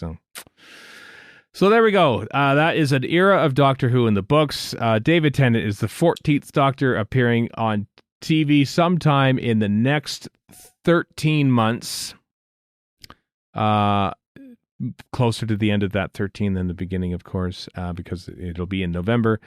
There's a whole bunch of links in the show notes about the teaser, David Tennant interview with him that was on BBC News, I think. A farewell to Jodie and Mandip that they put on the thing. A superb regeneration trailer that is quite good. That is really good. Talking about regeneration, about 90 seconds long. Would have been fantastic about a month or two ago, but they dropped it literally the day before this episode aired. I thought it was kind of lost in the shuffle a little bit. A nice touch to that trailer was when they kept in the COVID lockdown bit. I thought that was a really nice thing to throw in there. Yeah, that was really good. Really good trailer. Yeah. Anyway, all the marketing eggs in one basket this week, when the UK has changed prime minister. Hats off to Liz Truss for her one and only Doctor Who episode. No hats will ever be given to Liz Truss for any reason. You've got to be kidding me. I know. Happy to see Boris Johnson not. There was such a great tweet. I didn't retweet it because I didn't want to do spoilers. The little handshake thing it was, and it says David Tennant fans and Boris Johnson fans shaking hands. It's like a win for number 10 today, and I thought that was absolutely that was brilliant. That was absolutely brilliant. Tweet. I don't remember who tweeted that out, but I laughed. I chortled mightily. All right. So anyway, all the links in the show notes and stuff. Live stream. If you don't care about the rest of the show, this is your time now. You can bail, but there's a whole. When we get to the time lash, you can watch those last stream numbers fall to the ground. Oh my God, this is where I mean, listen, we have an in-house rule that we never want to talk about the episode longer than the episode is, but this episode was like 87 minutes long. Close. And we're damn close. We're damn close to that now. There was a mid-October update for Gallifrey 1. By the way, I don't know if you heard or not, but Jodie Whittaker's come to Gallifrey 1 in February of next year, as is Sophie Aldred, as is Janet Fielding. So, I'm sure this episode will be discussed and shown potentially on the commentary and everything. So it's going to be an absolute blast. So I welcome all the Master/Rasputin cosplayers. Oh, they're cosplayers. There's going to be a Rasputin cosplayer, or it could just be a guy in a robe with a beard. It could be that too. I'm sure the 13-7-4-5 mashup costumes will be plentiful as well. It's going to be great. Anyway, somewhere there's an angry fanfic writer going, but I already wrote that. I was going to ask you, Warren, does this now make Seven your favorite Doctor? Why would that? How? What? Yeah, I don't understand the logic there. Just his appearance in Power of the Doctor. Does it now make him your favorite? Well, I hate his era. I don't hate him. I don't even hate that Doctor. I just hate the era and the story. Is this your favorite episode that the Seventh Doctor has appeared in? Mm-hmm. Maybe that's a 5-ish Doctors. No, I like Remembrance of Daleks. I do like Curse of Fenric. Right. I like bits and pieces of other ones. Right. I just don't think the era is that great, and I'm never going to change my opinion on it, so quit trying. Right. Gallifrey 1, anyway, there was some business about the art show and everything else. I think they sold tickets for the Diamond Pass meetups as well. I think that occurred. The dealer's room details have also opened up. Discussion panels will be coming very soon. Another guest invite, now that they've got Jodie Whittaker all sorted, they can start focusing on other guests, so that's happening as well. They're looking for a TARDIS, by the way, a TARDIS for the main stage. The very type of TARDIS that Christopher Eccleston walked out on stage at my suggestion in 2020. I don't know if I've ever mentioned that before, but I did. It never came up. Came up. So if you have a TARDIS, a big full-size TARDIS that you want to leave on the main stage there for the whole weekend, get in touch with Gallifrey 1 because they are looking for one. Maybe the other one collapsed, like the one that fell in on Elizabeth Sladen at the end of Seeds of Doom did. Who knows? Also, there's been some event changes. They used to have the upper floor, the lobby level used to have the room there, and they used to use that either for programming or for pictures, but they don't have access to that this year. So everything's going to be a little more interesting on the ground floor, just so you know. So there you go. But and some hotel rooms are also available, not in the block, but there are some at the Marriott, a couple available. They might be gone by now by the time we talk about this, but there's also lots of other hotels in the area too. So all the details, Gallifrey1.com. That's going to be the next big thing on the calendar for this Doctor Who podcast, because we quite like Gallifrey 1. So indeed we do. Also, a shout out to Long Island Who, which is coming up on November 19th to 20th. LI Who presents Meglos 2022 at Holiday Inn Long Island in Holtzville, New York, with Peter Davison. What was in this recent episode as well. Janet Fielding, Sarah Sutton, Sophie Aldred, Kevin McNally of Twin Dilemma fame, which I watched on the Plex TV Doctor Who channel before I watched The Power of the Doctor today. Why would you do that to yourself? Why not? Why not, Warren? Fair enough. All right. Okay. Wendy Padbury, Fraser Hines, John Davey, Bhavnisha Parmar, and Tim Dane Reed are all going to be there. John Davey, Kevin also McNally, in Power of the Doctor. Also is a Cyberman in this episode that we Kevin saw today. McNally, by the way, sounds like you grew a sportscaster in a vat. Oh, but he's... and Kevin McNally for color on college basketball or whatever. He's great. I know. You're thinking of... what's his name? Oh, the Boston Celtics guy who did the thing. No, I'm not. I have no idea who you're talking Kevin about. McHale? Kevin McHale. That's exactly. I have no clue. No, Kevin McNally sounds like a very TSN name, right? Or ESPN if you prefer, right? Or whatever the British version is. Yeah. So there you go. November 19th, 20th. You can still purchase passes. And of course, there's going to be a big special screening of Doctor Who MI as well, which is making all the rounds now that it's got an official distributor, which is great. So there you go. There is some convention news, folks. All right, let's we're at a 90-minute episode already, folks.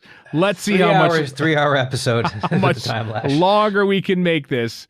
Watch these numbers go down. Just watching the live stream numbers plummet in the time lapse. As it hits midnight on the East Coast. Yes. I know. Who can blame them? Frankly, we'll try not to be too long. October 23rd. We're still in Mountain and Pacific time zone. It's still October 23rd. So we could talk about the fact that this episode aired on October 23rd, 2022, featuring Janet Fielding. Janet Fielding, October 23rd, 1980. Is contracted to play new companion Tegan Jovanka in 3 serials beginning with Logopolis, with an option for a 12th further episodes. And a photo call was held. This day in history, 42 years to the day of her return to Doctor Who. Quite remarkable. In the interest of time, I'm speeding on. I hope you don't mind. It's all recordings anyway. So yeah. I hope you don't mind. To the October 24th. Where they did a bit of remind. Big day in history. October 8, 1980. What a time to be alive. You've just announced a new companion. The next day, the press reports that Tom Baker will leave Doctor Who after season 18. And sure enough, it was. It was almost going to be leaked, so they had to rush release this announcement. And so they did. So what a 24 hours for Doctor Who. New companion and the only Doctor most people have ever known is gone. And I started watching long after this happened, or a few years after this happened. So A Time to Be Alive. I was alive. I was not aware of any of this. I think I might have been a Hitchhiker's Guide to the Galaxy radio fan at the time. Oh, was that around at the time? Because that was on CBC radio. Oh, wow. Around then. Well, gosh, I didn't know that. Wow, we rule. CBC is awesome. Aired Doctor Who back in '64, and they aired it after the BBC did. Well, I know that. They didn't create it. The fact that they actually aired it, though, is kind of nice. Let's press on to October 25th in the quickest time lapse we'll ever do, because we're all tired and we all want to go to bed. More of recording of the very first story happened. Full Circle episode 1 premiered October 8th. What 1980. This is the year of 1980. This is why Sarah Jane Smith is so happy to talk about 1980 to Lord Scarman, because 1980 is the year where it all happens. You get Tegan Jovanka announced one day, you get the Doctor announced that he's departing the next, and then you get Full Circle Part 1 on October 25th, 1980, written by our good friend Andrew Smith. How about that? Massive. I don't remember 1980 being all that great in real life. I think, well, the world is still reeling from Empire Strikes Back here, and I suppose that's true. Yes, Talking Heads new album. Not really. It's just me. But what else from 1980? What else can you give us 1980 in the time? Nothing. That's what. Nothing. Maybe we haven't gone to the next day yet. Well, in 1989, we got Curse of Fenric, which Warren brought up a moment ago. That's true. That debuted episode 1. With to a smattering of probably this. Let's face it, it was probably aired to like 3.8 million or something. Which, let's face it, is probably what the Power of the Doctors are going to get on overnights because of the changing face of TV ratings in the universe and everything like that. So, we'll see how that does. Back then, it was called a failure. Who knows what it'll be called this time around? But we got spam in the chat. Hey. Oh, do we? Oh, dear. Are we tired of being alone? They'll help us. 69mega.com. Wow. Is that a video game? I should click it and find out. That's great.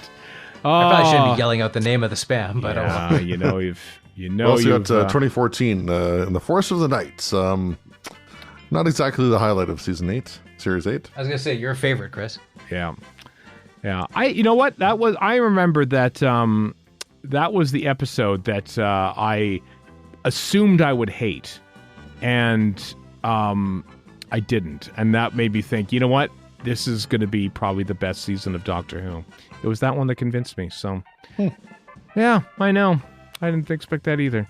Shall we move on? October 26th. Yes. Because we're 1976. Photo what call happened to in introduce 1976? Louise Jameson nice. as Leela. Was that that wasn't the ill-advised makeup version of Louise Jameson? That I don't know. I don't remember. I don't know. Explain that to those in the chat, black- not me, blackface. who was completely. It's kind of in What? black. Yeah, She was in blackface, they basically. kind of in Oh my blackface, God! Come on. I think they wanted to make her tanned or something like that, but I'm happy I don't know these things, but now I do. So yeah. Yeah, there's no 1980 mentioned for October 26th for Stephen, no less. no, but in 2007 is very important. Well, let's get to 1984, and this is probably the best thing because it ended up with a Singapore holiday for Gary Downey and John Nathan Turner. Robert Holmes is commissioned to write the first episode of Yellow Fever and how to cure it. Speaking of ill-conceived ideas. Yeah, a story that was going to feature the Master, the Ronnie, and the Autons and be shot in Singapore. That sounds complicated. As part of season 23, the original version of season 23. It was going to be a three-part story, aka six-parter. So, that is what... Only a videotape of a trolley survives. Does that the survive? missing episode. Oh, they've missed an opportunity because they've already put out this... They have to animate it. They have to animate the trolley. I guess they do. Behind-the-scenes footage. I guess they do. Speaking of season... this joke already. Speaking of season 22, Chris, I know for both of us... our season 22 box sets have arrived. My week has been so busy. I've opened the plastic on it and nothing else. I have not. I've not even cracked the plastic. No. The aborted season, Colin Baker season. I know Big Finish did a bunch of those. They didn't. Right. Yellow Fever never actually got written for.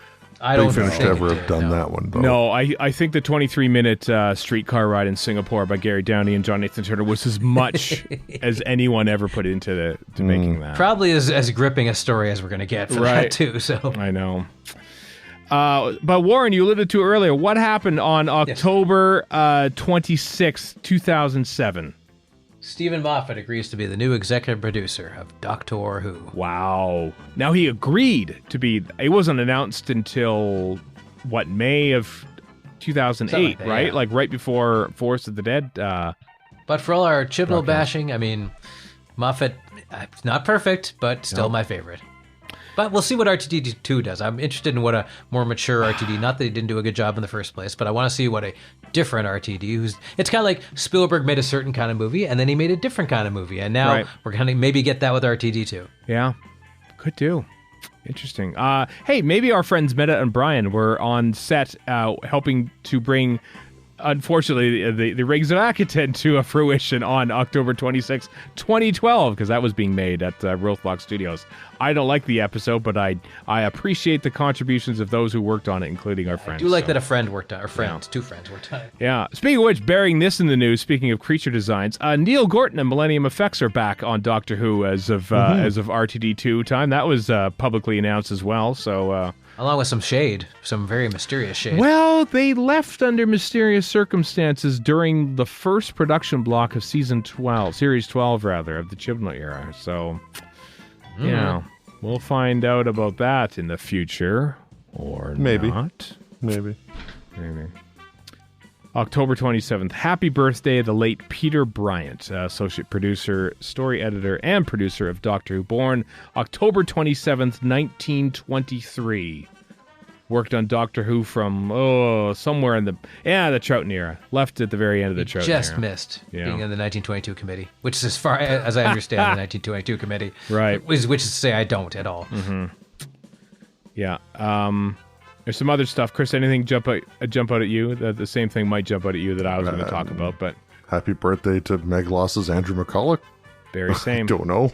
Okay. Now I was going to talk about the BBC deferring on October 27th, 1989 to a decision on the co-production deal with Columbia Pictures until at least 1990. Kicking that can down the road.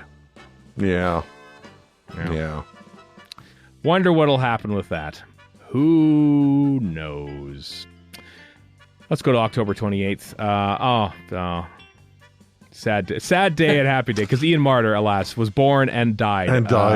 Same day. Same day. His birthday. Yep. Yeah, 44 to 86. Diabetes. 42. That's way too early. Yep. Heart attack from diabetes. Yeah, no, that's no age at all. As a diabetic, I'm like, great to hear. I know. I think the science to help with diabetes has advanced a lot since then. But, I would agree, yes. Yeah.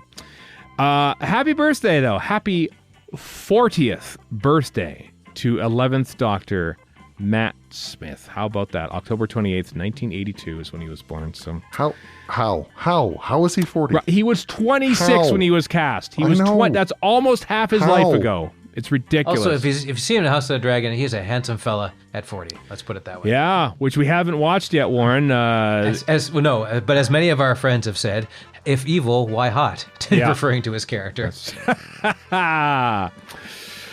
Funny. 1993, the BBC. This is wow. This is gonna be fun getting these. The BBC confirms that negotiations are ongoing with Amblin Entertainment regarding a co-production deal for Doctor Who. When will we see that cartoon, I ask you? Well, I wonder, I don't know what the timeline was when this kibosh, The Dark Dimension, which is being made for video for the 30th anniversary, because that existing or having the potential to exist was threatening this deal with Amblin Entertainment. So they had to throw that in the bin. So anyway, it's complicated. So that's what happened, October 28th. So it's no Arizona solution, I'll tell you that right now. we almost had an Arizona solution reunion basically tonight. I guess we kind of did. Yeah. Talking about doctors kissing companions. Oh. Way-oh. I'm gonna say right now that the weird land of Cliff and whatever the hell, that's the air zone. That's where they're in. They're in the air zone. It's canonical now. It's canonical. Oh boy. October. See what you're missing? 100 people? Yeah. Or 10 odd people who left? Hey, there's quite a few people left. October 29th. Happy birthday, Michael Jason, as mentioned on this podcast, as well as the Valiard, and indeed playing Nicholas on Nicholas Alexandria from 1971. He, of course, played the Valiard. Happy birthday to him. The big thing that happened on this day in history, October 29th, John Nathan Turner phones up Colin Baker and says, good news and bad news. Good news is, this is almost the way that Colin Baker tells it, good news is Doctor Who's coming back next year. Great. Awesome. The bad news is you're not going to be a part of it. So that sounds exactly like this thing in Adventures of Space and Time. So either these producers do the same thing over and over, right, or they cribbed it for Adventures of Space and Time. Or if you want to look at the UK office, when David Brent breaks it to his staff that both the Swindon and the Slough branches are to merge, but he's being promoted as manager, and he goes, "I've got some good news and bad news. The bad news is some of you are going to lose your jobs. The good news is I've been promoted." And then he goes, "You're still thinking about the bad news, aren't you?" And that's probably what John Nathan says. Hey, bad news, you're fired. But good news, Doctor Who continues on. The lesson to be drawn here is that managers are generally psychopaths. Gotcha. Maybe. I wonder, John Nathan Turner somewhat famously took Dudley Simpson out to lunch to fire him, to saying he wasn't coming back. I was going to say, and had him shot. Well, he mentioned the very beginning. So you're probably wondering why we go, just 1 second, waiter. I'm firing you, Dudley Simpson, but what did you want to start us? It's on me. It's on me. By me, I mean the BBC. But, okay, this is awkward now. So maybe he learned his lesson. Do you remember this? Do you remember the National Television Awards from 2008? When David Tennant announced, while accepting an award for outstanding drama performance, said that he wasn't going to be in Doctor Who for the next series. Do you remember that? I remember that. Mm-hmm. I think I do, yeah. Yeah. It was a thing too, because we all thought that was like a thing that was pre-taped. It was literally in the intermission in the play that David Tennant was at, which is probably like Hamlet or something like that, right? I remember being quite choked up about it too. He literally popped out. Yeah, he literally popped out at the back door. They go through this whole process of how they did this on the Writer's Tale, I think. And he had like 15 minutes to basically accept this award and tell the public that he wasn't going to be in Doctor Who anymore. And they actually made the timing work. So, what a surreal thing to go do that and then go back and play Hamlet. Yeah, right. Man, I might have been Hamlet. Now that's an actor, damn it. For all my complaining about how they're setting up the next Doctor Who, right? That's pretty damn impressive. The thing. I don't know if you notice this. There are a lot of lines in Hamlet to remember. And to have that in the back of your mind and go, okay, especially so is if you're playing Hamlet. To be or what? Line? I don't remember what the last is. Anyway, that's it. That's our time lapse segment. No, what do you got? What else do you have? I got two more things. Oh, do it. What do you got? Well, number one, 1966, 10th Planet, Episode 4. We're going to talk only the end of the Hartnell era. How could I forget that? Fair enough. Right. That's pretty big, I dare say. That's giant, I know. We have our first renewal. Not even regeneration. I wonder if there was like next week you'll see a new Doctor Who in the form of Patrick Troughton. In a new set of clothes. And that was like the big teaser. I'd like to emphasize that again. Yes. A new set of clothes. Don't be warned, the Doctor's clothes regenerate with them. It's vital to know this. And then 1985, Christopher Hamilton Bid Meet is back. Commissioned to write. Is he commissioned though? to write I have no idea how to pronounce this. He wrote Gesundheit. Pinnacotheca, which is some Roman I can't thing. see that being made fun of in any way. That name. I'm sure that one was made into a Big Finish. I'm sure. Apparently not. Not as that title, but as something, I think. It was supposed to be the third segment of Trial of the Time Lord, rejected by Eric Sayward. Instead, it was replaced by a script called Paradise 5, written by P.J. Hammond. Right. Paradise 5 was adapted by Andy Lane for Big Finish. But was rejected as a script by J&T and replaced by Terror of the Vervoids. Oh, man. We almost had P.J. Hammond. It's quite a sordid tale. Yeah. P.J. Hammond's great. Sapphire and Steel. One of the great shows. And those Torchwoods. I don't trust those Torchwoods that you hate. That we don't talk about. That one. I like them. That one that we like, and then that one that I really don't like. I don't remember the name of it. Is that it? Are we wrapping this up? Out of the darkness? Out of the rain? Out of the rain. Out of the rain, in the rain, tears in the rain, it's raining, raining men. It's raining men. It's raining men. If I could see Torchwood having an episode called "It's Raining Men." Honestly, yeah, actually too. That wraps up an eventful week in the history of Doctor Who in the Time Lash. Some quick notes before we get the hell out of you. Hell out of your ears. What the hell? Well, did we degenerate into somebody? What's going on I here? don't know. Lots of Big Finish stuff is out this week. The 8th Doctor Adventures. Hey, we saw that guy, Doctor Who, tonight. The Connections is 8th Doctor Adventures Connections is due December 2022. Also in December of this year, The War Doctor begins He Who Fights with Monsters. That's available. Class returns with the new audio series Secret Diary of a Rhodian Prince. That's coming out in January of 2023. I really hope that's the Greedo Rhodians. McClunky.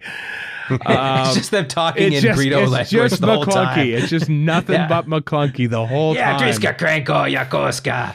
But allegedly it's a class story. Yeah. And out now are two Torchwood Big Finishes, SUV and Torchwood Soho, The Unbegotten, are also available. So there you go. There's all the Big Finish stuff that is fit to print is out this week.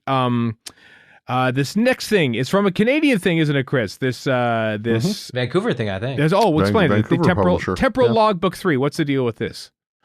Collection of short stories. I haven't read the promo copies that we got. I'm sorry. It is a collection of short stories. That's right. It is a collection of short stories from Pencil Tip Publishing, which is based in Vancouver. So naturally, we're going to give it a plug here with a whole host of short stories with a foreword by E.G. So, of course, from the Doctor Who TV movie and Vancouver based. And Vancouver based as well. Also, yes, I believe so. All of the proceeds from this publication are being donated to Settled. Settled is an independent charity providing free and trustworthy information, advice, and support in different languages to EU citizens in the UK. So, as the UK leaves the European Union, EU citizens must make an application to stay in the UK, and Settled helps to ensure that EU citizens gain settled status. So there we go. That's important. That's important in this post-Brexit world. That actually is important. Yeah. Yes. So do check that out. penciltippublishing.com. Links also in the show notes here at radiofreescholar.com for the Temporal Logbook 3, Changed Lives, selection of short stories. So all for a good cause. And lastly, Chris, you were on a Doctor Who podcast as of late, the Pull to Open podcast, talking about what? A Doctor Who story of some sort? Yeah, there's only a couple of those, and I found one. Wow. Both a Doctor Who story and a Doctor Who podcast on which to appear to talk about it. I got to talk about time flight. I like how you're happy but sad about it at the same time. Did you draw the short straw for this, or what? That was the story that they were doing, and I was invited on. I'm like, I haven't watched Time Fly in a while, so what the hell? So I did. And? Was it as bad as you remember? You'll have to listen to find out. Oh, very clever. All right. Links in the show notes. Links in the show notes. It's a podcast hosted by somebody that was actually in the 10-0 fan club, the Edmonton fan club from the 80s. Here in Edmonton, 80s and early 90s here in Edmonton. I only remember pandered fan notes. I don't remember what actually happened to me in the 1980s. So it was fun catching up with somebody who I hadn't talked to in literally decades. So that was fun. It was good. I look forward to that. I look forward to listening to that. That's awesome. Links in the show notes, folks, along with everything that we've talked about tonight. In this epic length podcast. We hope you enjoyed that. I like live streams. I hope you do like them too, folks. Maybe we'll do some more in the months to come as we wait for more Doctor Who. We won't do them at 4 a.m. in the UK time. We'll probably do them a little different times, more closer to our usual recordings in the mornings in the Western Canada on Saturdays or Sundays or something. Maybe we'll throw one of these things together. But it's fun. Thanks for everyone who listened on the live stream tonight. Talk about Doctor Who, The Power of the Doctor, the last episode of Jodie Whittaker's era. And next week we'll be starting an Earthshock commentary that we recorded months ago. Who knows what we'll say in what did we know back then? Did David Tennant announcement even happen? I don't even know. Oh man. We recorded it at the end of May, so yes, we would have known. We were on like mid-May when Tennant was announced. Something like that. Yeah, maybe. I don't know. Anyway, Tennant and Gawa were announced like back-to-back Sundays or something. I think it was. I think so. Yeah, something like that. And my brain wants to say it was in May. So heady days. Anyway, I'm predicting tomorrow we're going to see some RTD Instagram intrigues. I guarantee it. Well, we'll see. He already posted one, which is the teaser that we've all seen, and the 2 hearts and plus sign and blue box emoji. So now he's no longer showrunner designate. He's showrunner in power now. So sign up for Instagram alerts, but there might be more things from official BBC channels to come, perhaps. And what's his Instagram handle, Stephen? I think it's Russell T Davies 63 or something like that. I don't actually know. It's something like that, but I don't have it in front of me. Yeah, no. Just search it out. You'll probably find it. Anyway, this has been a very long episode. Thanks for sticking with us, folks. And as we see off another Doctor Who era on this show, my heavens, we started this podcast, Warren and I, and Chris joined a year later, at the end of season 2 of the initial Russell T Davies era. Good gravy. Yep. So we begin anew again, and it's always fun and exciting to talk about Doctor Who with you two chaps, and indeed for all you listeners out there. So thank you for your support. Thank you for listening, and we will bid you good night now. Until next time, I am Stephen in Edmonton. We're in Vancouver. And Chris in Edmonton. So long for now.